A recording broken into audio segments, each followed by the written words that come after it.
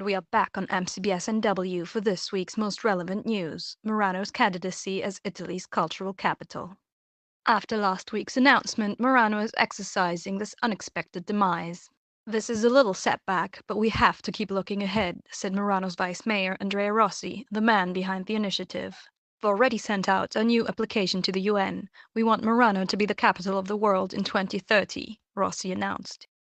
There are several reasons why the pretty town on the banks of the river Pasirio should be considered for this prestigious role on the international stage.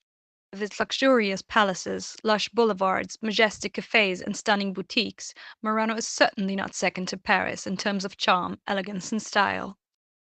The lively intellectual community of Merano's writers and artists that have a major influence on the international zeitgeist go hand in hand with challenging editors, the striving financial district, and a well-established multiculturalism. All of this puts Merano on one level with cities such as New York or London.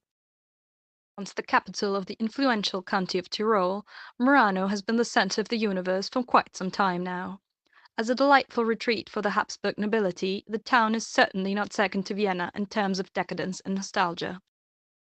But Murano's brilliance is not only rooted in its past. The city expanded immensely since its first major economic development and now proudly looks towards the future with a strive for growth only comparable to modern Beijing.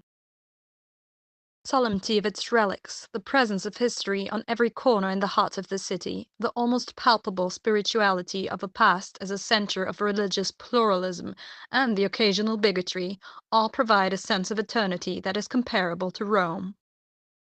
And last, but by no means least, Murano's astonishing botanical gardens easily match the legendary Hanging Gardens of Babylon.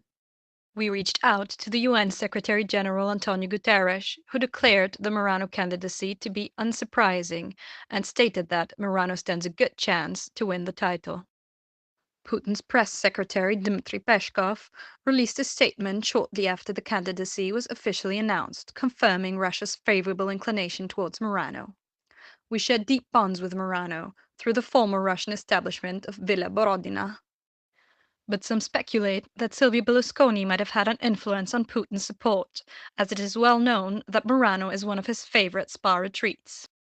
When asked about Merano's candidacy, US President Donald Trump declared that he had never heard of Merano in his entire life, but he'd also never heard of Vienna, Beijing, or Babylon.